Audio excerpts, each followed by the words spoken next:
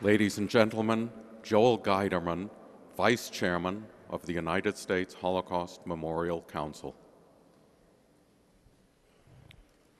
Senators, Congressmen, Chief of Staff Bolton, members of the Diplomatic Corps, and fellow citizens, I stand before you this morning and humbly thank you on behalf of my family who perished in the Holocaust for attending this Days of Remembrance ceremony in our nation's capital.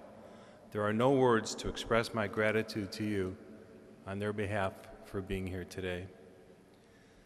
One theme of today's ceremony is that of Jewish resistance during the Holocaust. I applaud this because it belies the negative image I ashamedly believed as a youngster that Jews went to the slaughter like sheep because they were too afraid, timid, or weak to fight back. The truth is, faced with incremental decisions as to whether to fight back or to be killed on the spot, and unaware of any precedent whereby people were exterminated solely on the basis of their religion or race, Jews often did not resist. Ultimately, they were placed in ghettos, on transports, and concentration camps, usually not understood ahead of time as death camps, and were destroyed. There should be not 1 ounce of shame associated with these actions. At every step, they did what they thought was best to save their families and themselves. Who among us would do differently? The pathetic irony is that we have to spend our time defending the honor of the victims. During the run-up to the World War II, liberal democracies stood by as impotent, unwilling accomplices, unable to stand up to the Nazi regime, whose intentions, as has been said, were made well known to the world. As a result of universal silence and appeasement, Germany invaded Poland, overran Europe and North Africa, and carried out its stated intentions to kill millions of people. In these ceremonies, we remember the valiant uprisings in the ghettos of Warsaw, Vilna, Bialystok, Kovno, and others. We remember the partisan fighters in the forests and the underground movements. We remember the daring revolts in the death camps at Treblinka and Sobibor, and the demolition of crematorium number 4 at Auschwitz-Birkenau with smuggled explosives.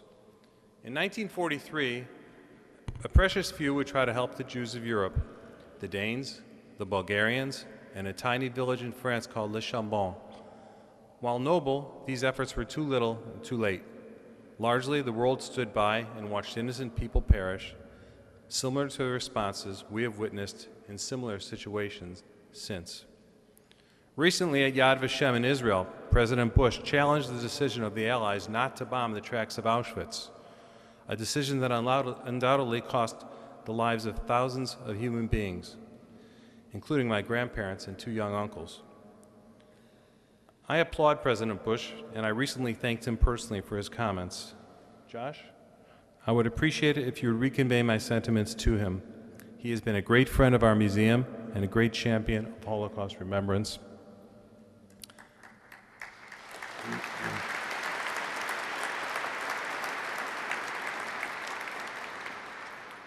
As the ambassador said, today another enemy of democracy has made well known its intentions to kill millions of people, whether it be 6 million in Israel or millions in Spain, London, Germany, the Persian Gulf, New York, or elsewhere. The declared intentions are unambiguous. At least one whole nation has been targeted for destruction with the threat to wipe it off the map. History should have taught us that democracies that let such pledges stand do so at their own peril. So in the name of the victims, I call on the assembled leaders and the rest of the world to assure that no country that threatens such destruction will ever obtain the means to achieve it. Nuclear weapons in the hand of aggressor fanatics cannot be tolerated. By my articulating these words to you in this building, in this great hall of freedom, I am declaring my resistance to this notion. It would be far too easy to light 12 candles for 12 million rather than 6 candles for 6 million. The harder work is to make sure that that does not happen. No more candles, not anywhere, never again.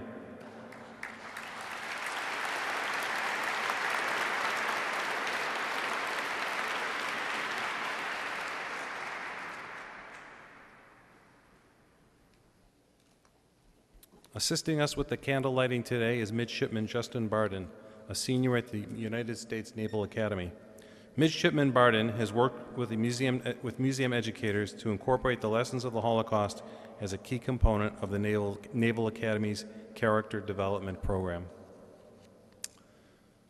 The first candle will be lit by Representative Jerry Moran of Kansas and Susan Taub, a survivor from Germany who was a volunteer at the museum.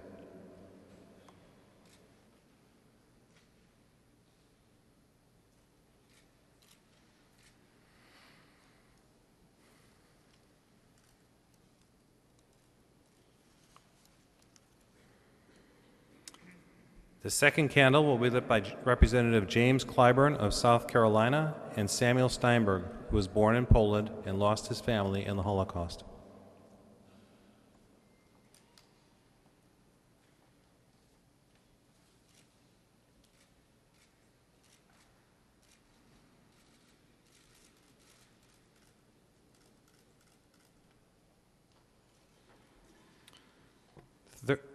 The third candle will be lit by Senator Frank Lautenberg of New Jersey and Irene Katz, a survivor from Poland.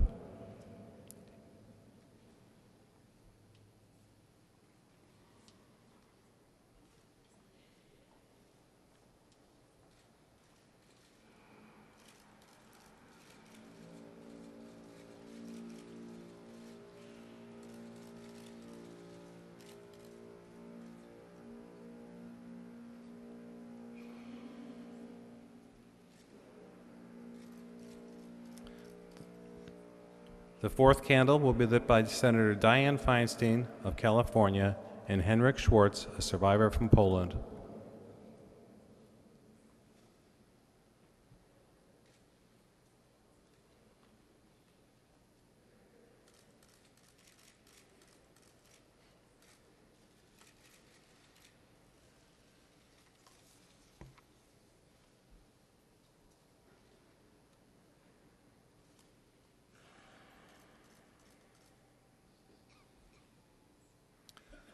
The fifth candle will be lit by Senator Norm Coleman of Minnesota, who is a member of the United States Holocaust Memorial Council, and Frida Weinberg, a survivor from Poland.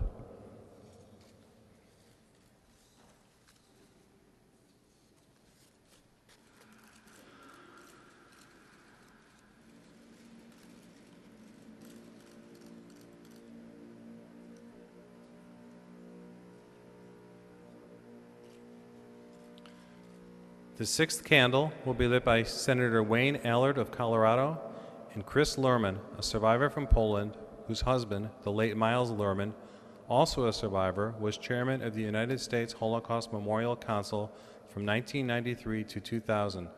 Joining them is the righteous Father Patrick Dubois, a French priest who has almost single-handedly located thousands of mass graves in the former USSR, where more than 1.5 million Jews lay buried, in order to honor their memories and to record the history of their murders.